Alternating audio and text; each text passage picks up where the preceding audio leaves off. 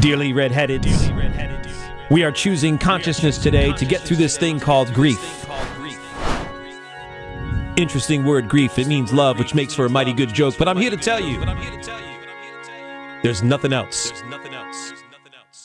Just joy. And if the big picture tends to bring you down, go crazy once your life goes. Woo! I'm talking with Deana Cotter this morning. Deana and I met several months ago through a holistic group called TLC. What does that stand for? Tender Loving Care. Out of Connecticut. Bunch of practitioners that practice many different things, healing modals, whatever that word is. Everything from therapy to Reiki to spiritual healing solutions, tarot, and other things. There's lawyers, there's folks like me, financial advisors, a very wonderful group of people, men and women. Deana and I, over the course of several weeks, kept getting placed in the same small groups. We would meet as a large group and break off into small groups, and Deana and I found ourselves looking at one another several times. So I learned that Deana's been sober from alcohol for 23 years, and after being in a position to talk to her a few times, I found balls to ask her some really tough questions about being an alcoholic, as I sedated with alcohol for 18 years before I stepped away from it. So I welcome Deana. And hi, thank you. And just share what you'd like to share, whether it's background and certainly what you're doing now as a result. Okay, all right, thanks. Thanks so much for having me. It's an honor to be here and to share with you. It's been great getting to know you, and it's great to share my experience, strength, and hope, as they call it. I guess, yeah, so 23 years ago, I got sober from alcohol, drugs, and bulimia. I was a hot mess. Before that, we call it alcoholism, which is where we have the isms, and it wasn't the alcohol that caused me to do certain things, although I did things when I drank, but there was just something there. The disease was there, and I was very self-centered, and I hurt a lot of people. But alcoholism ruled my life for a long time. I was a 24-hour drinker. I know not everybody that is an alcoholic is a 24-hour drinker, but I was. When I finally got sober, I had been in and out of detoxes and rehabs. And what got me sober, what brought me to my knees was actually not the physical, being in the hospital and almost dying. It was the emotional, spiritual bottom of hating who I was as a woman and not wanting to feel like that anymore. And I went to a longer term treatment, and there started my journey of sobriety and changing who I was as a woman. And, I got sober through Alcoholics Anonymous. Not everybody does that, but that's how I did. Since then, it's been a spiritual journey. I have done a lot of other things, as, when we met in that group. It's what I do for a career. I do help women in recovery, but I also help them on a deeper level I'm a certified recovery specialist, and, I have degrees in all sorts of coaching stuff. So I help women who want to go a little bit deeper and who aren't getting exactly what they need in recovery programs. I also help people with their health, with nutrition, and that all stems from being an alcoholic. I'm a grateful alcoholic. So I don't know what else, where you want me to go with this conversation. No, that's perfect. Let me. That's perfect. Yeah, okay. And the name of your business is? Your Authentic Wisdom. You came up with that, what, about 6 weeks ago? Yeah, well, authenticity is really the root of everything I do, because that, I talked about before I drank, and I was, as a child, I felt like I was in a prison. I don't know why I felt like that. I don't know. I think sometimes as we recover and we change and we have trauma, we think we need to figure it all out. And I feel I'm a testament that I don't have it all figured out of like why I was like that. Like I don't have any memories of my parents abusing me or anything like that. But as a child, I was scared of everything. I felt like I was in a prison, and I was definitely never authentic. And that going into an adulthood and drinking actually helped me to feel more at ease. But so authenticity when I got sober was a big deal. That's what my biggest work was, is to just be who I was. All those fears come up. I care about what other people think. I care about if you're going to like me. Where, of course, I care. I want to be, an honorable woman, respectful. But at the end of the day, I want to be authentic and true. And so authenticity, and also I talked about nutrition, authenticity about what we put in our bodies. If the food system wasn't so messed up and the earth was left to be authentic, we wouldn't be as sick. And so everything that I do is that core, and that's where I came up from the name of my business. And I'll just say one last thing about that is that several years ago, I did start a nonprofit called Be Authentic You. It was supposed to be for people that may not be able to afford certain wellness modalities. It was great. It was a great experience, but I realized that the nonprofit world was not the world that I wanted to be in. I felt like I was not authentic in that world. So anyways, that's just to show you how much passion I have for it. Understood. I'm going to reflect back on what we spoke the last time we spoke about. I am very passionate about the difference between being an alcoholic and a serial sedator. And when I first brought up serial sedation to you, you had said, do you mean, did you medicate with alcohol? And I said, well, yeah, but that's not it's not a word that I liked. Serial sedation, I remember the day it started. My boys were 1.5 and 4, and I had been dissociating since I was a child due to trauma and abuse, but I didn't know that I had a tendency to dissociate in life. And then something happened that made me, when my boys were that young, just start to dissociate. And I did it for 18 years with alcohol. I didn't drink during the day. Typically, I would start, 4 or 5 in the afternoon, wait till the market closed, wait till I had done everything I needed to do for my family and my clients, and then I would just have a few and, quite frankly, go to sleep. That was my second way of dissociating.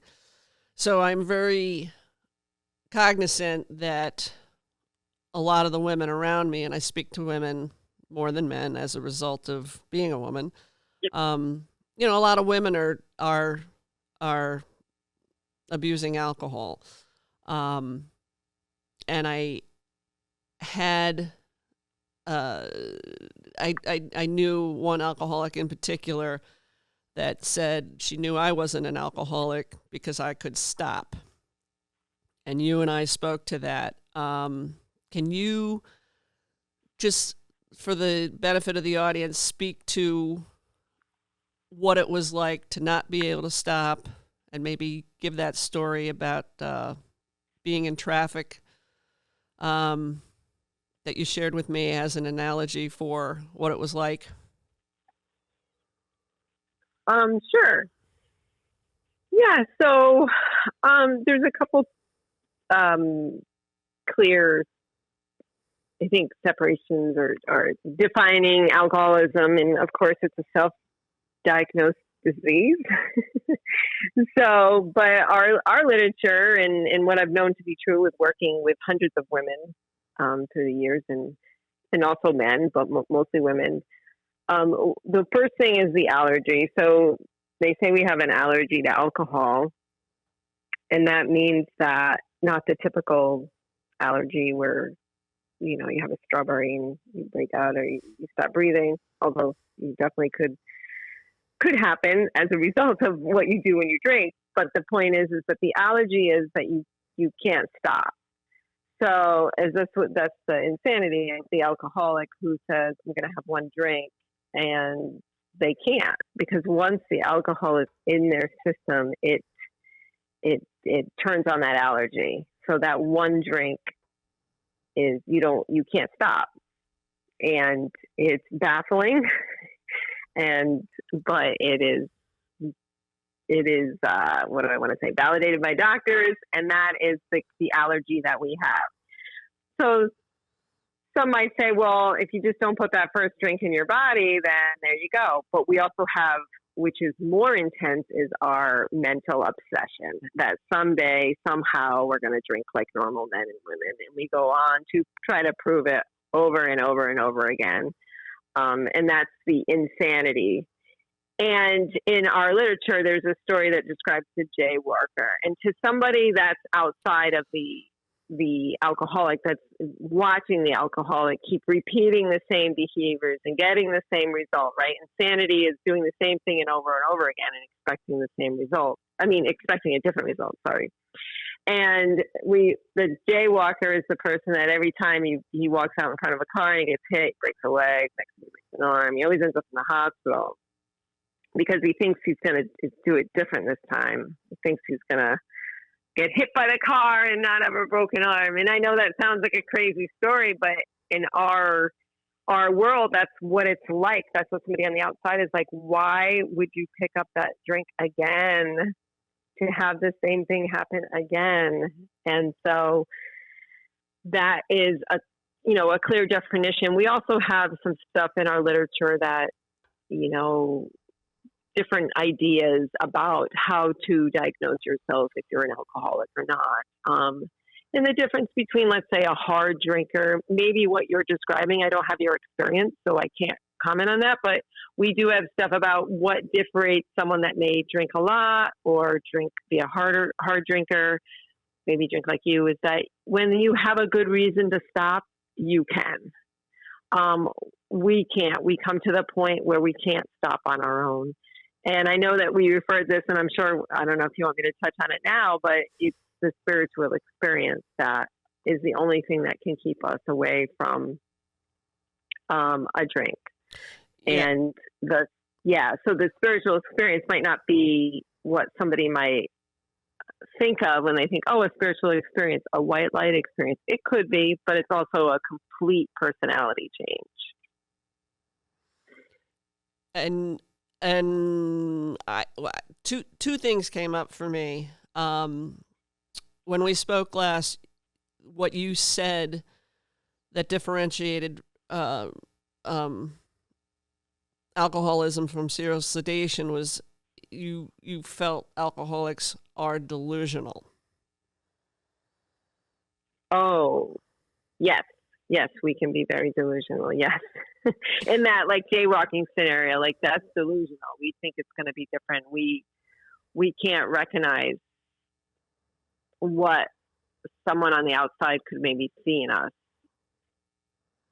We can't recognize the facts, the truth. So it's like dissociation times 100. Maybe. Yes. Like maybe there was a time, and I'm not really sure if I spoke to you during this time and I said, do you think that you're drinking to disassociate? You might say, well, yeah, I am. You would be like clear on, maybe you were not clear at first, but given time to think about it, we don't have that capability. Like we are delusional in believing we could be drinking 24 hours. I mean, I did not think I was an alcoholic. I drank 24 hours a day. and I did not think I was an alcoholic. And no one that saw me every day anybody in their right mind would know I had a problem. I went to counselor after counselor, and they told me I had a drinking problem, and I only told them an eighth of what I drank. And I went to rehab, and I journaled, and I'm like, 10% of me thinks I might have a drinking problem. I mean, I was delusional. I couldn't stop drinking. Yeah. Yeah, I didn't know I was dissociating.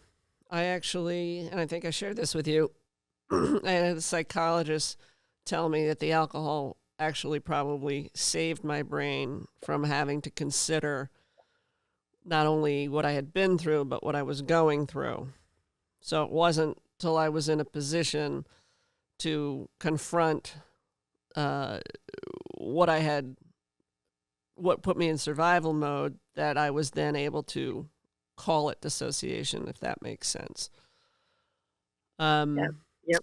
And the spiritual part, in my case, I had a spiritual, what I call a spiritual awakening, and I want to go there now, in March of 2022, that I came away from that and just stepped away from alcohol and other things, like in a flash. So now the spiritual part of, we're going to relate alcohol to, or alcoholism to my friend Carl Jung. And you're going to help me do that as a result of what you learned and have researched for me. Thank you very much. Yes. Well, it's funny because, being around for 23 years, at the time I was very involved in the history of Alcoholics Anonymous, and then I stopped talking about it for a little while, and I forgot, and then it all came back to me when I looked up. So Carl Jung, the reason he's so important to our recovery is that alcoholics used to come to him, and he found that they were, baffling because he had a hard time treating them. And he came to realize that the only cases were a spiritual experience. And Roland Hazard was a gentleman that went to Carl Jung for help with his alcoholism. And Carl Jung told him, you are hopeless unless you have a spiritual experience. And he also said the spiritual experience could be a total upheaval in your life, a total change in your personality, a change in, who you do or what you do or how you see the world. There's different types of, they call them the educational variety. Anyways, Roland Hazard took his advice and he joined what was called back then, this was in the 1930s, the Oxford Group. The Oxford Group was a group of Christians that their principles were honesty, surrender, confession. And Roland Hazard joined that group and ended up staying sober and ending up, and this is the tie around, ended up helping a gentleman called Ebby.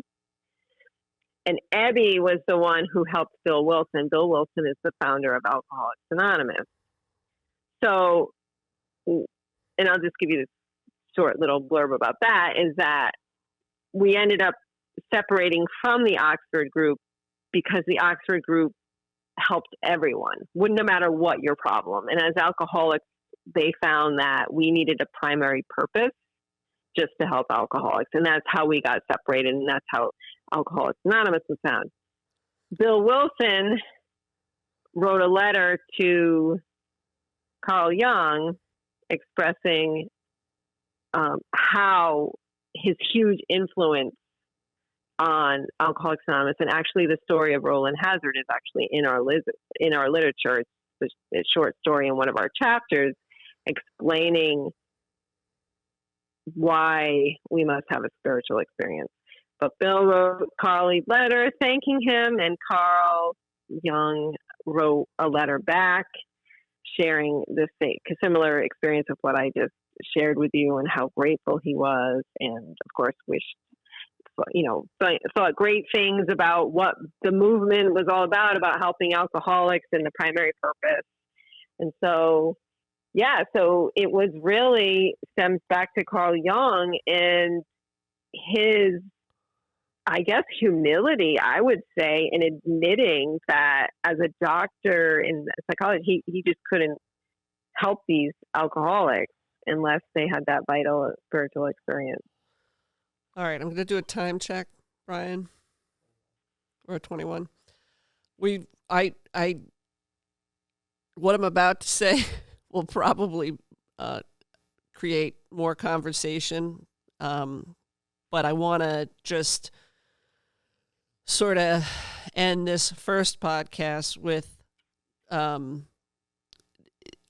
I want to do in the next podcast, Deana, is talk about what you interpret that spiritual experience to mean and separate from religion.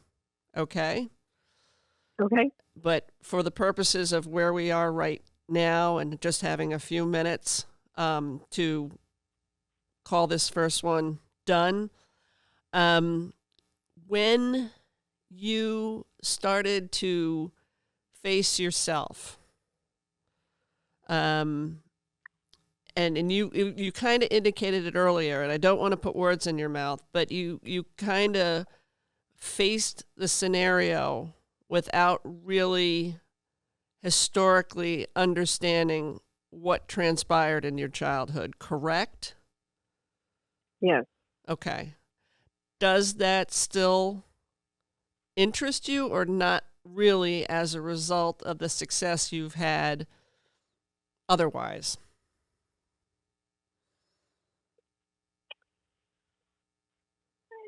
Not really. To figure out why I was the way I was. Is that what you mean? Yeah, because this in my mind, and I don't expect you to know where I'm going. I'm just trying to be honest and authentic. I did not have the luxury, and I'm wondering if the same with you, because I was so dissociated. If I hadn't had a childhood friend tell me what had happened, there was no way I would have ever known what had happened. And along my journey, I had a handful of people going, knock, knock, this is going on, knock, knock, this is going on. Yeah. And that saved me, in addition to the spiritual experience that I am avoiding talking about because I don't want it to be about my experience. I want it to be about yours. So is it fair to say that inadvertently you didn't need to visit that place? It was sufficient enough to know that you wanted, I think you said, I don't remember what kind of woman, but you said you wanted to be a different kind of woman as a result of how you had lived for so long. Fair?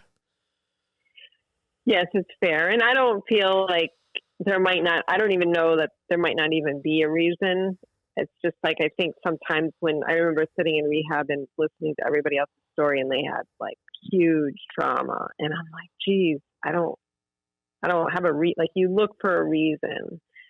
And for me, and maybe because I was such a down and out alcoholic and you just want to feel better, I think that I didn't need to know why. I just needed to know that I wanted to be different, and I could be different by just practicing a different way until it was cellular for me. Yes. Cellular, DNA, all that jazz. Yes. All right. Well, I think, because I'm just going to open a can of worms if I keep talking. So we'll stop, take a break, regroup, and I'd really like to delve into the interpretation of spiritual, because I love Carl Jung, and I have had experiences that he's like the only human that I have on that I know about. I mean, I know a lot of people have spiritual experiences, but I've pushed my brain to places that just have been extraordinary. And, you know, it's a catch-22 because I'm very glad that I did it, but when I talk about it, it sounds fucked up. So, you know, that's where I'm at. So we'll end this one, we'll take a break, and we'll start with spirituality. Thank you for listening and supporting Natural Born Redhead. If you follow the bouncing balls, please like and subscribe. If you know someone interested in sparing others grief and inciting joy, message me on Facebook or reach out via my website, Natural Born Redhead. Jai Ma.